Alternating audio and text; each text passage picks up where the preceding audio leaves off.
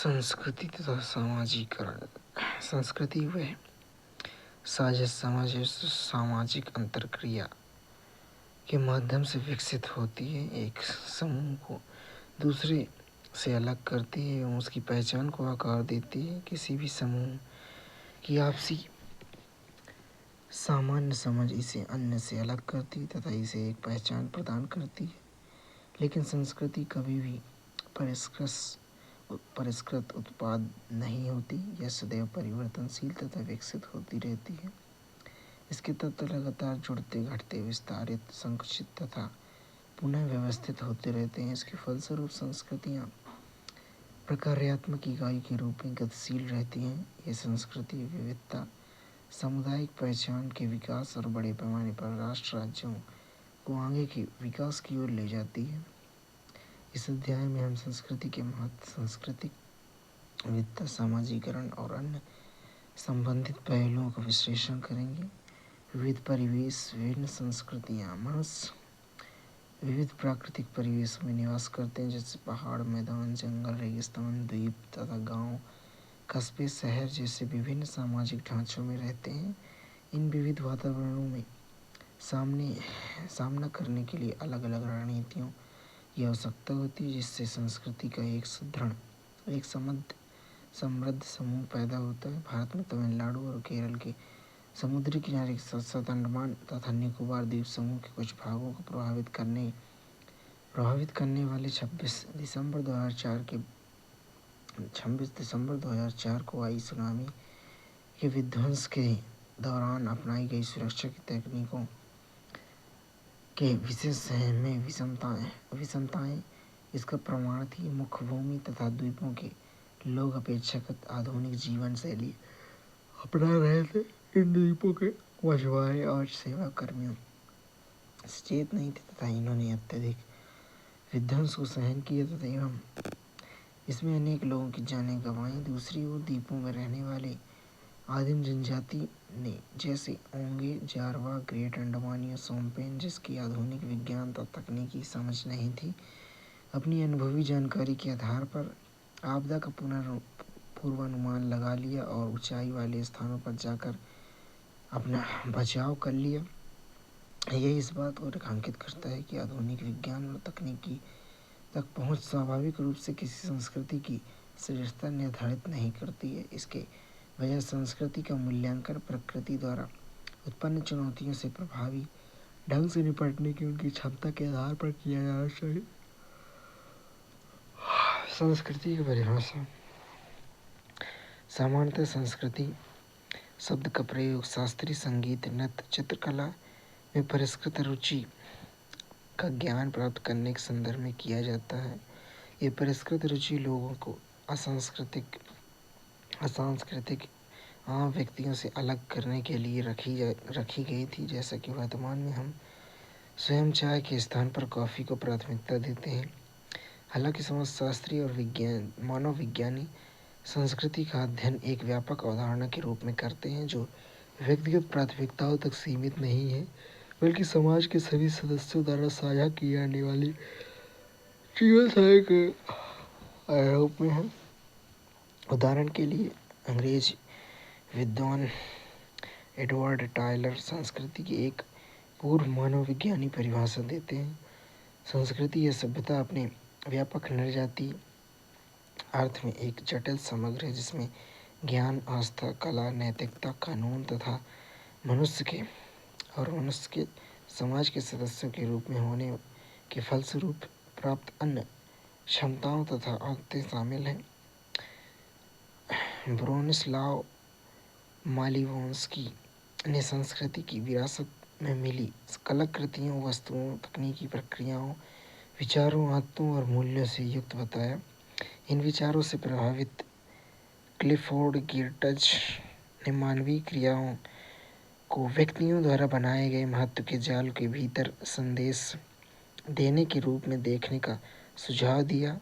लोस्की white ने वास्तविकता में अर्थ जोड़ने की संस्कृति की भूमिका पर भी जोर दिया।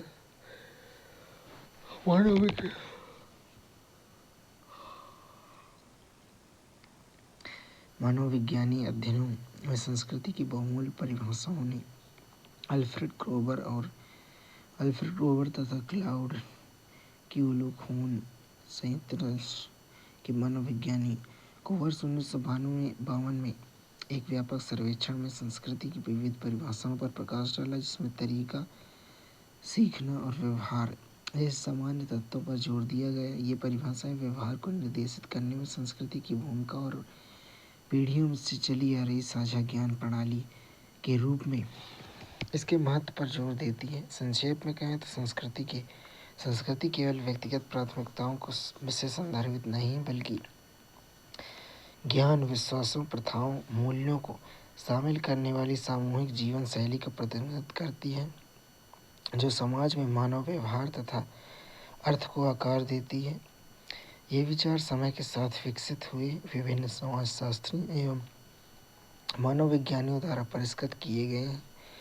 संस्कृति और पहचान जन्मजात नहीं होती, बल्कि दूसरों के साथ व्यक्तिगत और समूह के संवाद के माध्यम से निर्मित होती है।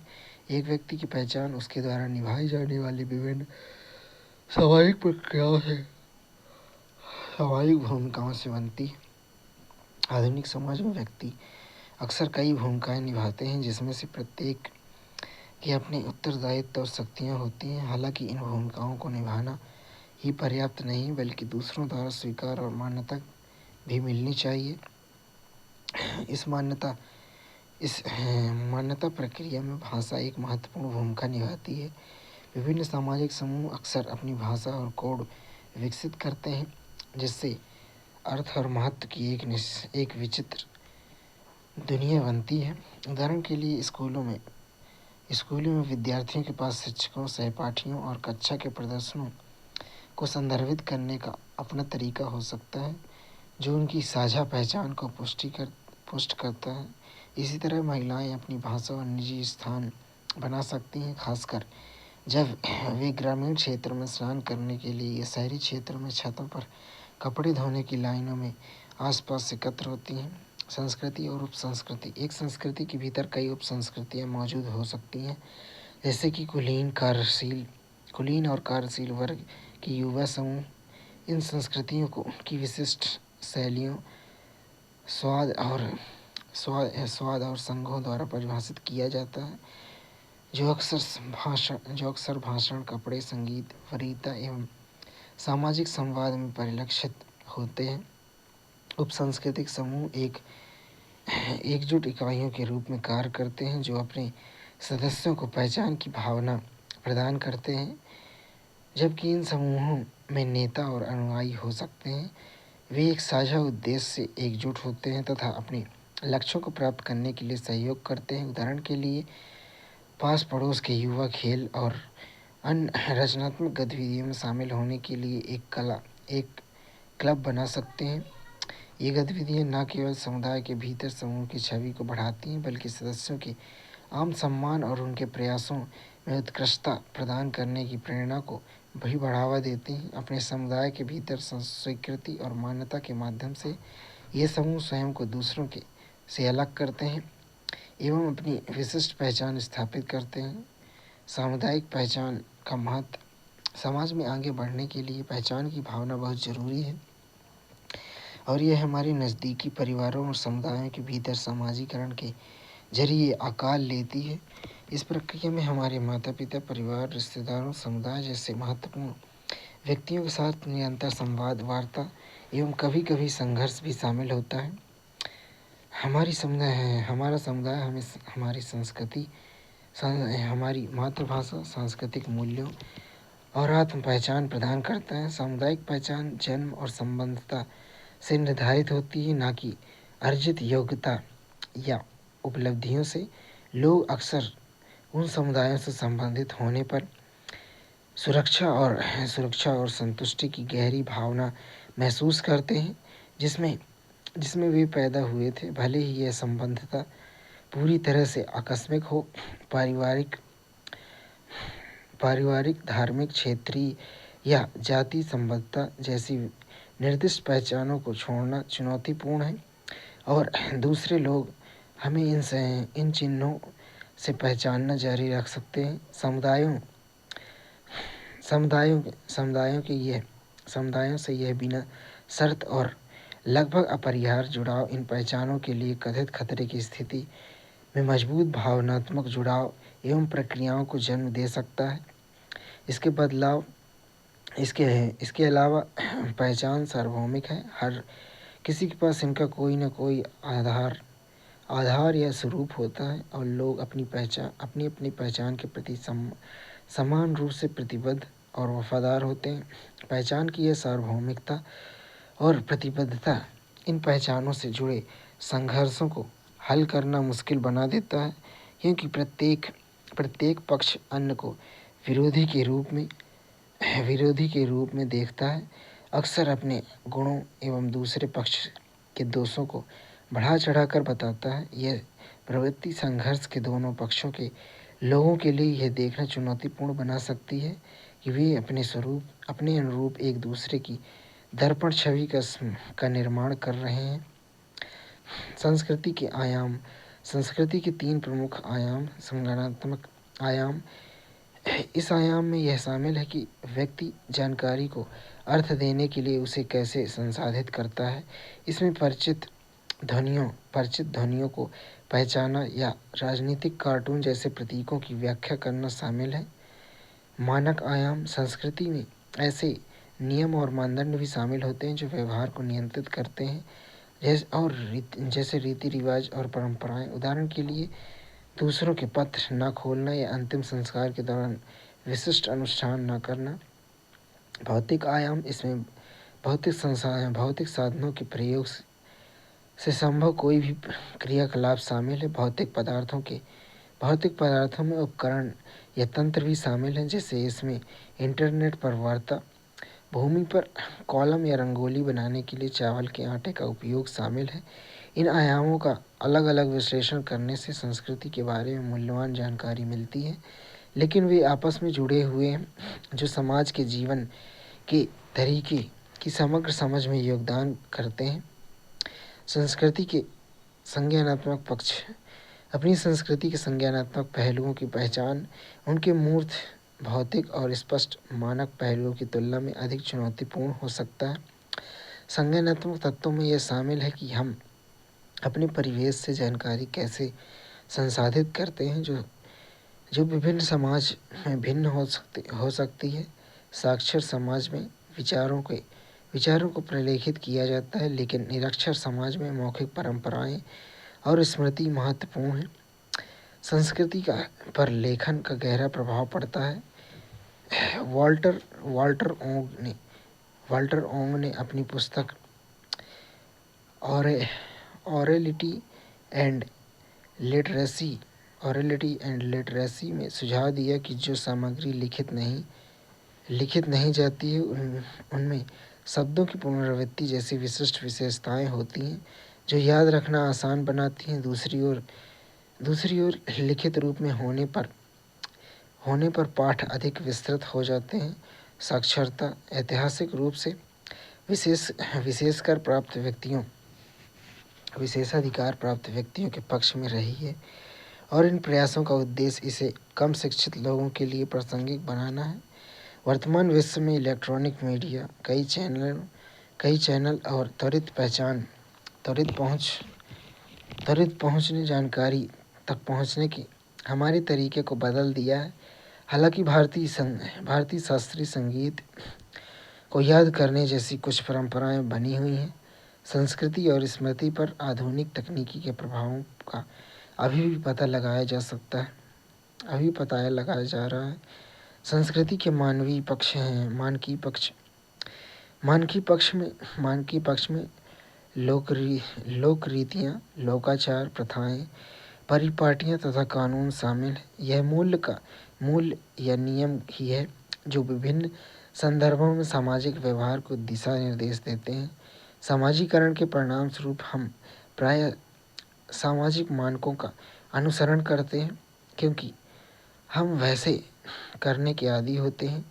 मानदंड अस्पष्ट नियम होते हैं, जबकि कानून स्पष्ट नियम होते हैं। फ्रांसीसी समाजशास्त्री पियरे वार्डियू ने याद दिलाया है कि जब हम किसी अन्य संस्कृति के मानकों को जानने का प्रयास करते हैं तो हमें याद रखना चाहिए कि उसमें कुछ अस्पष्ट आपसी समझ होती है। उदाहरण के लिए, यदि कोई व्यक्ति उसे दी गई किसी चीज़ के लिए आभार व्यक्त करना चाहता है तो उसी तत्परता से वापसी उपहार नहीं देना चाहिए, अन्यथा ऐसे दिखाई देगा कि वह मित्रवत व्यवहार के स्थान पर अपना ऋण अदा कर रहा है।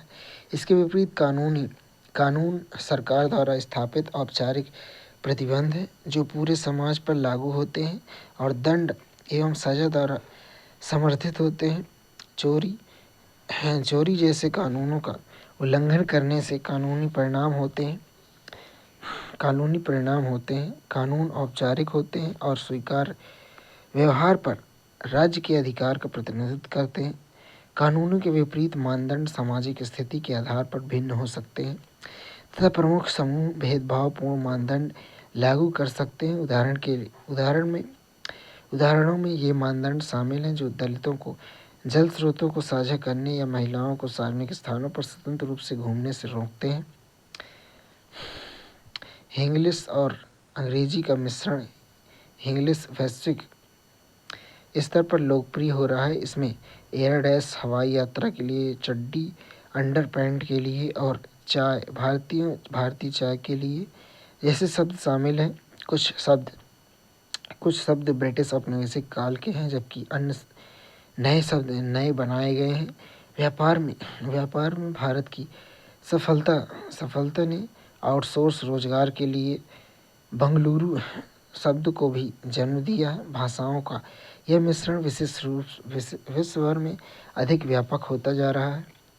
संस्कृति के भौतिक पक्ष। संस्कृति में दो प्राथमिक आयाम शामिल हैं, भौतिक तथा अभौतिक। भौतिक पक्ष औजारों, तकनीकों, यंत्रों, भवनों तथा यातायात के साधनों के साथ साथ उत्पादन तथा संप्रेषण के उपकरणों से संदर्भित है। नगरीय क्षेत्रों में चालित फोन, वादक यंत्रों, कारों तथा बसों, एटीएम, स्वतः रेफ्रिजरेटरों एवं संगणकों का दैनिक जीवन में व्यापक प्रयोग तकनीकी पर निर्भरता को दर्शाता है। यहाँ तक कि ग्रामीण क्षेत्रों में ट्रांजिस्टर रेडियो का प्रयोग या उत्पादन करने के लिए सिंचाई के ये ज़मीन के नीचे से पानी ऊपर उठाने के लिए इलेक्ट्रिक मोटर पंपों का प्रयोग तकनीकी उपकरण को अपनाए जाने को दर्शाता है। अभौतिक आयाम में संज्ञानात्मक और मानक पहलू शामिल है जो ज्ञान, विश्वास, मूल्य और सामाजिक नियमों जैसे अभूतपूर्व तत्व हैं। ये भौतिक और अभौतिक दोनों महत्वपूर्ण पहलुओं के समुचित कार्य के लिए आवश्यक हैं। हालांकि जब तकनीकी प्रगति तेजी से आगे बढ़ती है तो मूल्यों और मानदंडों सहित अभौतिक आयाम गति बनाए रखने के लिए संघर्ष कर सकते हैं। इसका परिणाम सांस्कृतिक अंतराल के रूप में ज्ञात घटना हो सकती है जहाँ अभौतिक पहलू प्रौद्योगिकी द्वारा लाए गए परिवर्तनों के साथ पूरी तरह से अनुकूलित नहीं हो सकते हैं। सामाजिकरण की प्रक्रिया। सामाजिकरण एक परिवर्तनकारी प्रक्रिया है जिसके माध्यम से एक असहाय शिशु धीरे धीरे एक आत्म जागरूक जानकार व्यक्ति के रूप में विकसित होता है जो उसके संस्कृति के तरीकों में कुशल होते हैं जिसमें वह पैदा हुए हैं। जन्म के समय बच्चा के जिसे हम समाज कहते हैं या सामाजिक व्यवहार उनके बारे में कुछ भी नहीं जानता है, परंतु जैसे जैसे बच्चा बड़ा होता है वह केवल भौतिक संसार के बारे में ही नहीं सीखता अपितु अच्छे या बुरे लड़के या लड़कियों से तात्पर्य है कि यह भी सीखता है। वह जानता है कि किस प्रकार के व्यवहार की प्रशंसा होगी तथा किस प्रकार के व्यवहार को अनुमति नहीं मिलेगी। सामाजिकरण को उस प्रक्रिया के रूप में परिभाषित किया जा सकता है जिसके द्वारा असहाय शिशु धीरे धीरे स्वयं जानकारी प्राप्त करता है। वह आत्म जागरूक बनता है जो उस संस्कृति के तरीकों के बारे में भली भांति जानता है जिसमें वह जन्म लेता है। वास्तव में सामाजिकरण के बिना एक व्यक्ति मानव की तरह व्यवहार नहीं कर सकता। आप में से अधिकतर ने मिदनापुर के भेड़िए के बच्चे की कहानी सुनी होगी। सन 1920 में बंगाल में भेड़िए की गुफा में 2 वर्ष की 2 बच्चियां पाई गईं जो पशुओं की तरह चारों पैरों पर चलती थी, कच्चा मांस खाना पसंद करती थी, भेड़ियों की तरह चिल्लाती थी तथा कोई भी भाषा नहीं जानती थी। ऐसी घटना के बारे में जानकारी विश्व के अन्य भागों में भी प्राप्त हुई। इसलिए सामाजिकरण एक व्यक्ति की अपनी संस्कृति के भीतर एक इंसान के रूप में कार्य करने की क्षमता को आकार देता है। अनुकरण द्वारा सीखना। अनुकरणात्मक अधिगम तब होता है जब कोई व्यक्ति किसी अन्य व्यक्ति को इसे करते हुए देखने के परिणाम स्वरूप एक नई क्रिया सीखता है। जैसे कि बच्चे पर्स से खिलौने फ़ोन निकालते हैं और माता पिता की तरह नमस्ते करते हैं। सामाजिकरण की निरंतरता। सामाजिकरण एक आजीवन या सतत चलने वाली प्रक्रिया है जिसमें प्राथमिक सामाजिकरण शुरुआती वर्षों में होता है और द्वितीयक सामाजिकरण व्यक्ति के पूरे जीवन भर चलता है। यह प्रक्रिया सांस्कृतिक प्रभावों का निष्क्रिय अवशेष नहीं बल्कि एक सक्रिय जुड़ाव है जहाँ व्यक्ति अपनी इच्छा और अपनी ज़रूरतें व्यक्त करता है।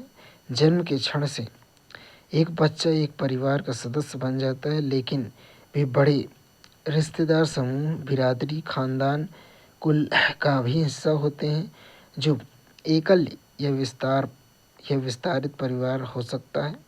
परिवार से परे व्यक्ति जनजातियों, उपजातियों और धार्मिक तथा भाषाई समूह जैसे व्यापक सामाजिक इकाइयों के सदस्य होते हैं जिनमें से प्रत्येक अपने स्वयं के व्यवहार मानदंडों एवं मूल्यों के साथ आगे बढ़ते हैं।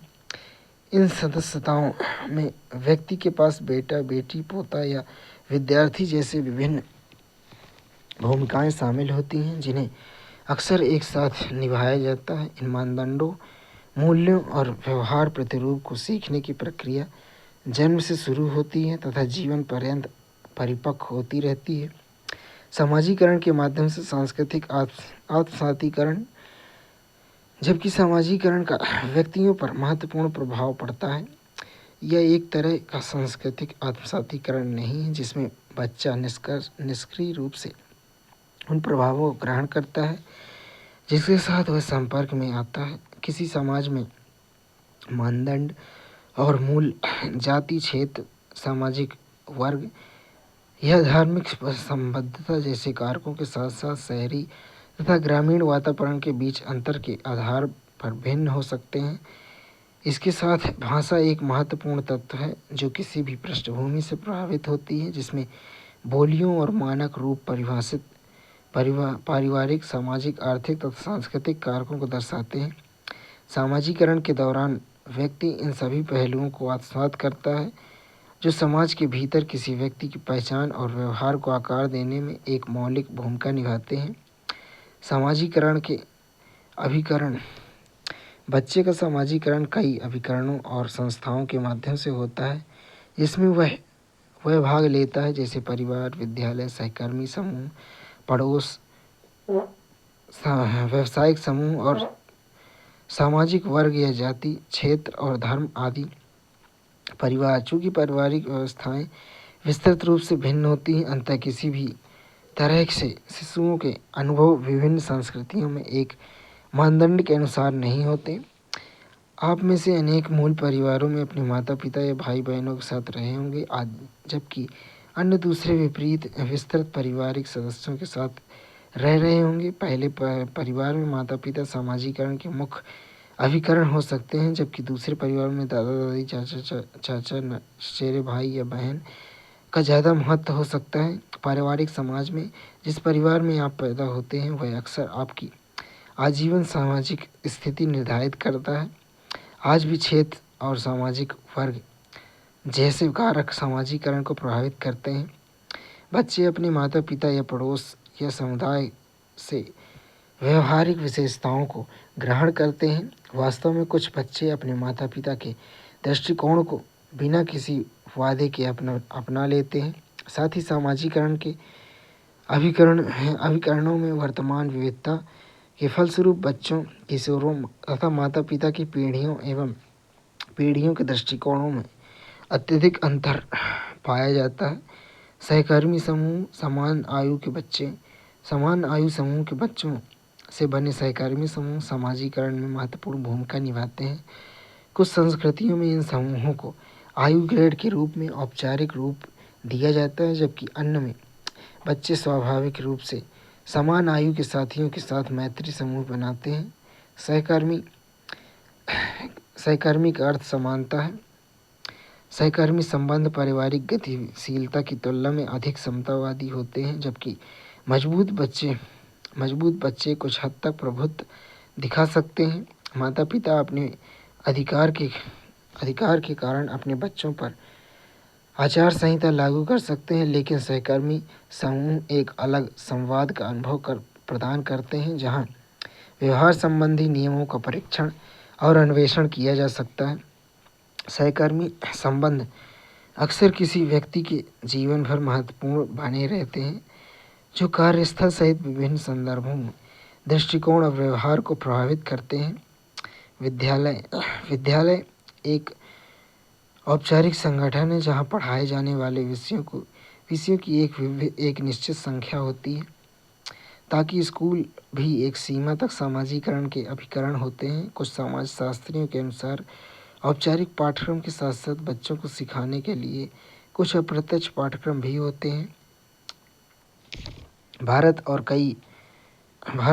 कई अन्य देशों में कुछ ऐसे स्कूल जहां लड़कों से कभी कभार परंतु लड़कियों से हमेशा कमरे साफ करने की आशा की जाती है। कुछ स्कूलों में इसके समाधान के लिए प्रयास किए जाते हैं, जिससे लड़कों तथा लड़कियों में से ऐसे काम करने को कहा जाता है जिनके बारे में सामान्यतः उनसे आशा नहीं की जाती।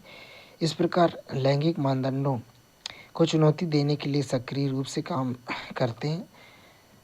जनसंचार माध्यम हमारे दैनिक जीवन का एक अनिवार्य हिस्सा बन चुके हैं। आज इलेक्ट्रॉनिक माध्यम जैसे दूरदर्शन का विस्तार हो रहा है। मुद्रण माध्यम का महत्व भी लगातार बना हुआ है। टेलीविज़न और प्रिंट मीडिया आधुनिक समाज में महत्वपूर्ण भूमिका निभाता है। यह सूचना तक पहुँच को लोकतांत्रिक बना सकता है और दूर दराज के क्षेत्रों तक भी पहुँच सकता है। लोगों, मुख्य रूप से बच्चों पर मीडिया के प्रभाव पर शोध जारी है और ऑन स्क्रीन हिंसा का प्रभाव एक बहस का विषय बना हुआ है। हालांकि मीडिया की पहुंच निर्विवाद है, जो व्यक्तियों को विविध अनुभवों और सूचनाओं से अवगत कराता है। भारतीय दूरदर्शन के धारावाहिकों और फिल्मों के काफ़ी दर्शक नाइजीरिया, अफगानिस्तान तथा तिब्बत के प्रवासी हैं। महाभारत का अनुवाद करके ताशकंद से प्रसारित किया गया, परंतु इसे बिना अनुवाद किए लंदन में उन बच्चों द्वारा देखा गया जो केवल अंग्रेजी बोलते थे। हाल के वर्षों में इंटरनेट के माध्यम से नॉन प्रिंट डिजिटल मीडिया को विशेष रूप से शहरी क्षेत्रों में काफ़ी लोकप्रियता मिल रही है। अन्य अभिकरण इसके अलावा अन्य समूह या सामाजिक संदर्भ भी हैं जहाँ व्यक्ति अपने जीवन का काफ़ी समय बिताते हैं।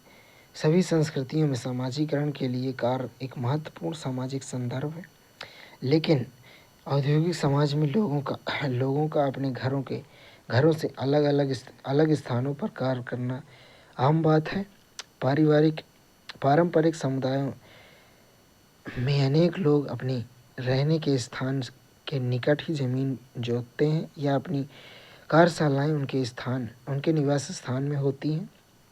सामाजिकरण कितना लिंग आधारित है। लड़के अक्सर खेलने और अपनी बाइक का परीक्षण करने जैसी विभिन्न गतिविधियों के लिए सड़कों पर उपयोग करते हैं। हालांकि लड़कियों के अनुभव अलग हैं। वे आमतौर पर सड़क को स्कूल से घर जाने के लिए एक मार्ग के रूप में देखते हैं और संभावित हमले के डर से आमतौर पर समूहों में यात्रा करती हैं।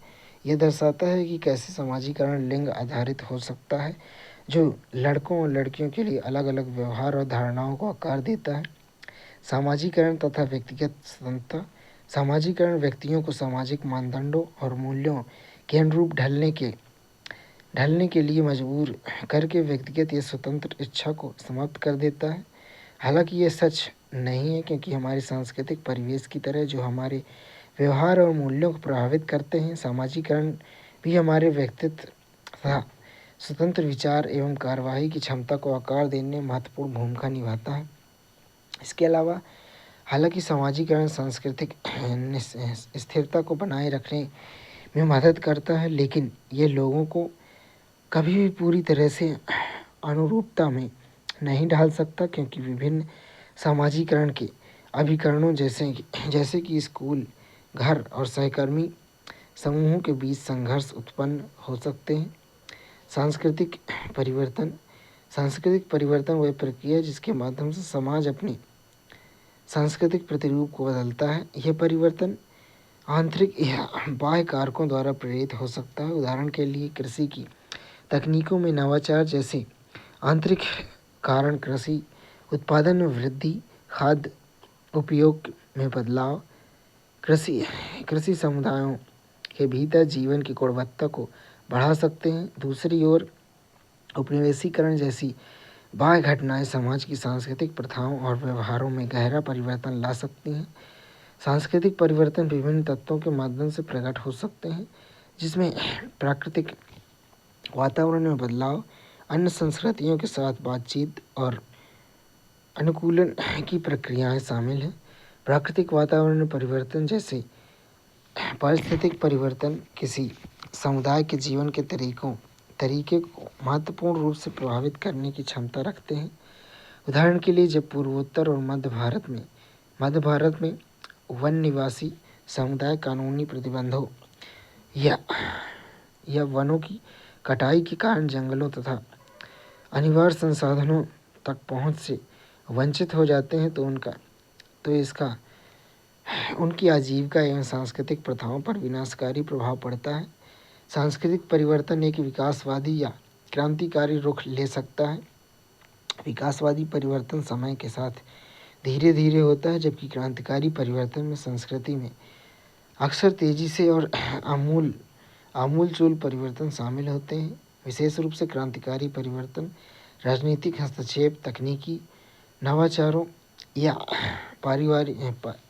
पारिस्थितिक परिवर्तनों द्वारा प्रेरित किया जा सकता है। उदाहरण के लिए सन 1789 में फ्रांसीसी क्रांति ने राजशाही को खत्म करके अपने राज्य में स्वतंत्रता, समानता, बंधुत्व जैसे मूल्यों को बढ़ावा देकर क्रांतिकारी परिवर्तन सुनिश्चित किया। हाल के वर्षों में इलेक्ट्रॉनिक प्रिंट दोनों मीडिया ने सांस्कृतिक परिवर्तन को आकार देने में महत्वपूर्ण भूमिका निभाई है। हालांकि ये परिवर्तन विकासवादी है या क्रांतिकारी, यह चर्चा का विषय है। सांस्कृतिक विविधता की चुनौतियाँ। सांस्कृतिक विविधता से तात्पर्य एक राष्ट्र के भीतर विभिन्न सामाजिक समूहों और समुदायों की उपस्थिति से है, जो धर्म, भाषा, संप्रदाय, नस्ल या जाति में विविधता रखते हैं। जबकि विविधता इन अंतरों को उजागर करती है, यह जरूरी नहीं कि असमानताओं के मुद्दे को संबोधित करे। सांस्कृतिक विविधता चुनौतियाँ पैदा कर सकती है, क्योंकि जब एक राष्ट्र जैसी बड़ी इकाई भीतर विविध समुदाय सहअस्तित्व में रहते हैं, तो उनके बीच प्रतिस्पर्धा और संघर्ष पैदा हो सकते हैं।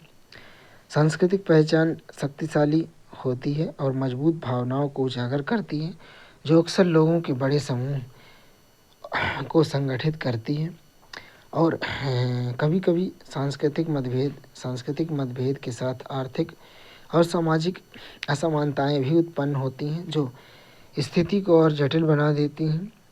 एक समुदाय द्वारा सामना की जाने वाली इन असमानताओं या अन्याय को दूर करने के प्रयासों से दूसरों का विरोध हो सकता है। मुख्य रूप से जब नदी के पानी, नौकरी के अवसरों या सरकारी धन जैसे सीमित संसाधनों को साझा करने की आवश्यकता होती है। नरजाति केंद्रवाद जब संस्कृतियाँ एक दूसरे के संपर्क में आती हैं तो नरजाति केंद्रवाद की उत्पत्ति होती है। नरजाति केंद्रवाद से आशय अपने सांस्कृतिक मूल्यों का अन्य संस्कृतियों के लोगों के व्यवहार तथा आस्थाओं का मूल्यांकन करने के लिए प्रयोग करने से है। इसका अर्थ है कि जिन सांस्कृतिक मूल्यों को मानदंड या मानक के रूप में प्रदर्शित किया गया था, उन्हें अन्य संस्कृतियों की आस्थाओं तथा मूल्यों से श्रेष्ठ माना जाता है, जिससे औपनिवेशिक संदर्भों में देखा जा सकता है। उदाहरण के लिए ईस्ट इंडिया कंपनी को थॉमस बैम्बिंगटन मैकाले के प्रसिद्ध शिक्षा के विवरण 1835 में उन्होंने ऐसे निर्जातीयता के एक वर्ग के निर्माण की बात की जिसे ब्रिटिश शासकों और भारतीय आबादी के बीच मध्यस्थ के रूप में कार्य किया। उन्होंने इन व्यक्तियों को रक्त और रंग से भारतीय लेकिन रुचि, विचार, नैतिकता और प्रतिभा से अंग्रेज के रूप में देखा। निर्जातीयता महानगरीयता के विपरीत है, जो अपने स्वयं के मानकों को लागू करने की कोशिश किए बिना अन्य संस्कृतियों के उनके मतभेदों के लिए सराहना और मूल्य करता है। निर्जाति केंद्रवाद विश्व नागरिकतावाद के विपरीत है, जो अन्य संस्कृतियों को उनके अंतर के कारण महत्व देती है। विश्व बंधुता पर्यवेक्षण में व्यक्ति अन्य व्यक्तियों में मूल्यों और आस्थाओं का मूल्यांकन करने, मूल्यों तथा आस्थाओं के अनुसार नहीं करता है। उदाहरण के लिए अंग्रेजी भाषा ने विदेशी शब्दों को आत्मसात कर लिया है और अंग्रेजी और हिंदी फिल्म संगीत ने अपने विशिष्ट चरित्र को बनाए रखते हुए पश्चिमी पॉप संगीत तथा भांगड़ा एवं गजल जैसी विभिन्न परंपराओं के तत्व को शामिल किया। आज भी वैश्विक दुनिया में एक महानगरीय दृष्टिकोण विविध सांस्कृतिक प्रभावों को किसी की अपनी संस्कृति को बढ़ाने की अनुमति देता है। आत्मसातीकरण और एकीकरण की नीतियाँ राज्यों ने अपने नागरिकों की निष्ठा और आज्ञाकारिता को आत्मसात या एकीकरण की नीतियों के माध्यम से सुनिश्चित करने की कोशिश करके राष्ट्र निर्माण के विभिन्न रणनीतियों के माध्यम से अपनी राजनीतिक वैधता स्थापित करने तथा बढ़ाने की कोशिश की है। अंतर्ग्रहण की नीतियों में अक्सर जातीय, धार्मिक या भाषाई समूह की पहचान का पूरी तरह से दमन शामिल होता है। समूहों के बीच सांस्कृतिक मतभेदों को मिटाने की कोशिश की जाती है। एकीकरण की नीतियाँ सार्वजनिक और राजनीतिक क्षेत्र से जातीय एवं सांस्कृतिक मतभेदों को समाप्त करने का प्रयास करते हुए उन्हें निजी क्षेत्र में रखने की कोशिश करके एक एकल राष्ट्रीय पहचान का दावा करने की कोशिश करती हैं। इस प्रकार ये दोनों नीतियाँ एक एकल राष्ट्रीय पहचान बनाती हैं। आत्मसातीकरण और एकीकरण रणनीतियाँ विभिन्न हस्तक्षेपों के माध्यम से एकल राष्ट्रीय पहचान स्थापित करने का प्रयास करती हैं, जैसे सभी शक्तियों को उन मंचों पर केंद्रित करना जहाँ बहुसंख्यक या प्रभुत्व संपन्न समूह मजबूत बहुमत में है तथा स्थानीय या अल्पसंख्यक समूहों की स्वायत्तता को समाप्त करना। बहुसंख्यक या प्रभुत्व संपन्न समूह की परंपराओं के आधार पर एकीकृत कानूनी और न्यायिक प्रणाली लागू करना तथा अन्य समूहों द्वारा उपयोग की जाने वाली नैतिक वैकल्पिक प्रणालियों को समाप्त करना। बहुसंख्यक या प्रभुत्व संपन्न समूह की भाषा को एकमात्र आधिकारिक राष्ट्रीय भाषा के रूप में अपनाना तथा सभी सार्वजनिक संस्थानों में इसका उपयोग अनिवार्य बनाना। राज्य नियंत्रित मीडिया और शैक्षिक संस्थानों सहित राष्ट्रीय संस्थानों के माध्यम से बहुसंख्यक या प्रभुत्व संपन्न समूह की भाषा संस्कृति को बढ़ावा देना। बहुसंख्यक या प्रभुत्व संपन्न समूह के इतिहास, महान नायकों और सांस्कृतिक प्रतीकों को अपनाना, जो राष्ट्रीय अवकाशों के चयन या सड़कों के नामकरण आदि जैसी चीज़ों से परिलक्षित होते हैं। अल्पसंख्यक समूहों एवं स्वदेशी लोगों से भूमि, वन, मत्स्य पालन को जब्त करना और एवं उन्हें राष्ट्रीय संसाधन घोषित करना, सांस्कृतिक विविधता को दबाने से अल्पसंख्यक या अधीनस्थ समुदाय अलग थलग पड़ सकते हैं और सामुदायिक पहचान संबंधी संघर्ष बढ़ सकता है, जिससे विविधता एक मूल्यवान या सैद्धांतिक नीतिगत विकल्प बन सकती है। समुदाय, राष्ट्र और राष्ट्र राज्य। राष्ट्र का अर्थ सामान्य शब्दों में राष्ट्र एक जटिल समुदाय है जिसे भाषा, धर्म, जातीयता, इतिहास या क्षेत्रीय संस्कृति जैसे साझा सांस्कृतिक, ऐतिहासिक, राजनीतिक कारकों द्वारा परिभाषित किया जाता है। हालांकि राष्ट्र के लिए एक एकल परिभाषिक विशेषता प्रदान करना मुश्किल है क्योंकि हर संभावित मानदंड के कुछ अपवाद हैं। राष्ट्र एक अनूठे किस्म का समुदाय है जिसका वर्णन तो आसान है पर इसे परिभाषित करना कठिन है। हम ऐसे अनेक विशिष्ट राष्ट्रों को वर्णन कर सकते हैं जिनकी स्थापना साझे धर्म, भाषा, निर्जातीयता, इतिहास अथवा क्षेत्रीय संस्कृति जैसे साझी सांस्कृतिक, ऐतिहासिक और राजनीतिक संस्थाओं के आधार पर की गई है। राष्ट्र राज्य का उदय किसी राष्ट्र के लिए सबसे निकटतम विशिष्ट कारक उनका अपना विशिष्ट भूभाग होना है जो राष्ट्र राज्य की अवधारणा बनाता है। आधुनिक समय में राष्ट्र और राज्यों के बीच अक्सर एकल संबंध होता है। हालांकि यह हमेशा ऐसा नहीं होता है और एक राष्ट्र के लिए कई राज्यों में फैलना या एक राष्ट्र के व्यक्तियों के लिए अलग अलग राज्यों के निवासी होना संभव है। दोहरी नागरिकता कानून व्यक्तियों को एक साथ कई राज्यों का नागरिक होने की अनुमति भी देता है।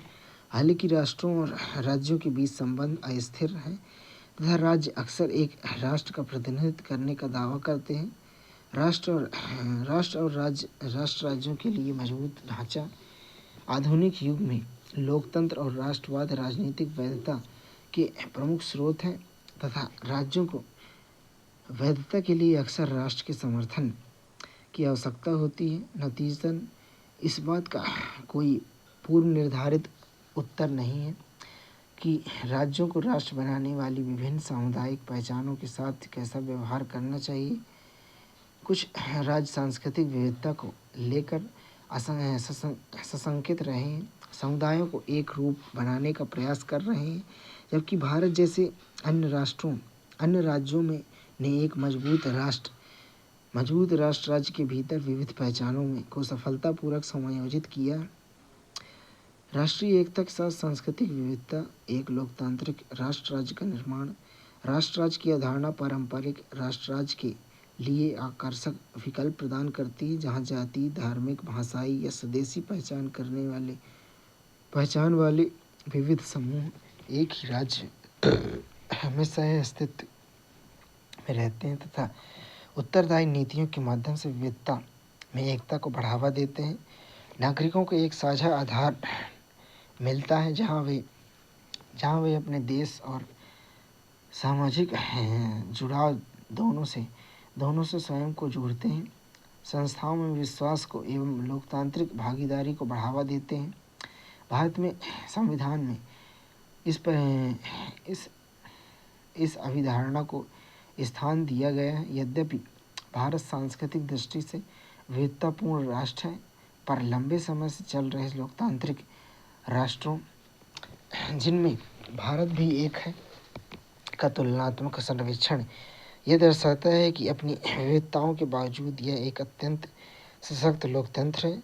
आधुनिक भारत संपूर्ण देश पर एक एकल हिंदू पहचान को थोपने के लिए उत्सुक समूहों के उत्थान के साथ एवं पूरक पहचानों को दिए गए संवैधानिक वचनों के प्रति गंभीर चुनौती का सामना कर रहा है। बहुलवाद और संघर्ष समाधान के प्रति भारत की प्रतिबद्धता को पुनः मजबूत करना आवश्यक है। राष्ट्र राज्यों के निर्माण की सफल रणनीतियाँ इस विविधता को रचनात्मक रीति से सांस्कृतिक मान्यता की प्रतिसंवेदी नीतियाँ बनाकर समायोजित कर सकती हैं और करती भी हैं। ये राजनीतिक स्थिरता और सामाजिक समरसता के दीर्घकालीन उद्देश्यों को सुनिश्चित करने के प्रभाव उत्पादक समाधान है। यूएनडीपी रिपोर्ट 2004 के अनुसार सांस्कृतिक विविधता और भारत एक राष्ट्र राज्य के रूप में भारतीय राष्ट्र राज्य सामाजिक तथा सांस्कृतिक दृष्टि से विश्व में सर्वाधिक विविधतापूर्ण देश में से एक है। इसकी जनसंख्या 2011 की जनगणना के आंकड़ों के अनुसार 121 करोड़ अनुमान है, जहां 1632 से अधिक भाषाएं बोली जाती हैं। जनसंख्या की दृष्टि से विश्व भर में इसका स्थान दूसरा है। वर्ष 2024 के न्यूनतम आंकड़ों के अनुसार विश्व में पहला स्थान है। यहाँ के 1 अरब 100 करोड़ से ज़्यादा लोग कुल मिलाकर लगभग 1632 विभिन्न भाषाएं बोलियां बोलते हैं। इन भाषाओं में 22 भाषा को आधिकारिक रूप में मान्यता देकर उन्हें संविधान की 8वीं सूची में स्थान दिया गया है। इस प्रकार विविध प्रतिष्ठा की गारंटी दी गई है। जहाँ तक धर्म का प्रश्न है, यहाँ 80% आबादी हिंदू की है, जो स्वयं को क्षेत्रीय रूप में तरह तरह के विश्वासों और व्यवहारों तरह जातियों एवं भाषाओं की दृष्टि से बटे हुए हैं। लगभग 13.4% आबादी मुसलमानों की है, जिसके कारण भारत विश्व में इंडोनेशिया के बाद दूसरा सबसे बड़ा मुस्लिम आबादी वाला देश है। यानी कि पहला सर्वाधिक मुस्लिम आबादी वाला देश इंडोनेशिया है। अन्य प्रमुख धार्मिक समुदायों में ईसाई 2.3%, सिख 1.7%, बौद्ध 0.7%, जैन 0.4% है। भारत में विशाल जनसंख्या के कारण छोटे छोटे प्रतिशत अंश भी मिलकर बड़ी संख्याएं बना सकते हैं। इन जनसांख्यिकीय आंकड़ों के बावजूद भारत सामुदायिक पहचानों में पहचानों से निपटने में न तो आत्मसात करने वाले मानदंड के साथ संरेखित होता है और न ही एकीकरण करने वाले मॉडल के साथ। हालांकि ये एक धर्मनिरपेक्ष राज्य है, धर्म, भाषा और अन्य सांस्कृतिक कारकों को सार्वभौमिक क्षेत्र से बाहर नहीं रखा गया है तथा उन्हें स्पष्ट रूप में मान्यता दी गई है। भारत अल्पसंख्यक धर्मों की सुरक्षा के लिए कुछ वैधानिक संरक्षण प्रदान करता है, लेकिन चुनौतियां ज़्यादातर कानूनों या सिद्धांतों के बजाय कार्यान्वयन में हैं। इन जटिलताओं के बावजूद भारत को राष्ट्र राज्य के एक सफल उदाहरण के रूप में देखा जा सकता है। हालांकि इसमें राष्ट्र राज्य द्वारा सामना किए जाने वाले सामान्य मुद्दे भी शामिल हैं। भारत में क्षेत्रवाद भारत की भाषाओं, संस्कृतियों, जनजातियों और धर्मों की विविधता के कारण पाया जाता है। इसे विशेष क्षेत्रों में पहचान चिन्हों के भौगोलिक संकेंद्रण के कारण भी प्रोत्साहन मिलता है। क्षेत्रीय वंचन, डिप्रिवेशन या भाव अग्नि में घी का काम करता है। भारतीय संघवाद इन क्षेत्रीय भावुकताओं को समायोजित करने वाला एक साधन है। इस प्रकार धर्म ने नहीं बल्कि भाषा ने क्षेत्रीय तथा जनजातीय पहचान के साथ मिलकर भारत में निर्यातीय राष्ट्रीय पहचान बनाए रखने के लिए एक अत्यंत सशक्त साधन का कार्य किया है। किंतु इसका यह अर्थ नहीं कि सभी भाषाई समूहों को विशिष्ट अधिकार प्राप्त हो गया। उदाहरण के लिए वर्ष 2000 में 3 नए राज्यों छत्तीसगढ़, उत्तरांचल और झारखंड के निर्माण में भाषा की कोई प्रमुख भूमिका अदा नहीं की, बल्कि जनजातीय पहचान, भाषा, क्षेत्रीय वंचन और पारिस्थितिकी पर आधारित निर्यातीयता ने मिलकर 3 क्षेत्रीयता को आधार प्रदान किया, जिसके परिणामस्वरूप नए राज्यों की स्थापना हुई। भारतीय राष्ट्र राज्य में इस समय 28 राज्य संघीय इकाइयाँ और 8 संघ राज्य क्षेत्र केंद्रशासित प्रदेश हैं। कुछ मामलों में जनजातीय पहचान, भाषा, क्षेत्रीय वंचन और पारिस्थितिक चिंताओं पर आधारित जातीयता जैसे कारकों ने क्षेत्रवाद को बढ़ावा देने तथा नए राज्यों के निर्माण में महत्वपूर्ण भूमिका निभाई है। क्षेत्रीय भावनाओं का सम्मान करना राज्यों के निर्माण में कहीं आगे की बात है। इसमें एक संस्थागत ढांचा स्थापित करना शामिल है जो बड़े संघीय ढांचे के भीतर इन राज्यों की अव्यवहार्यता और स्वायत्तता सुनिश्चित करता है। एक ढांचा संवैधानिक मान्यताओं द्वारा परिभाषित किया जाता है जो राज्यों और केंद्र सरकारों की शक्तियों को निर्दिष्ट करता है। उदाहरण के लिए शक्तियों का विभाजन, राज्यसभा में राज्यों का प्रतिनिधित्व आदि। इसके अलावा वित्त आयोग, जीएसटी परिषद, नीति आयोग आदि जैसे निकाय भारत में संघीय शासन में सहयोगी प्रकृति को उजागर करते हैं।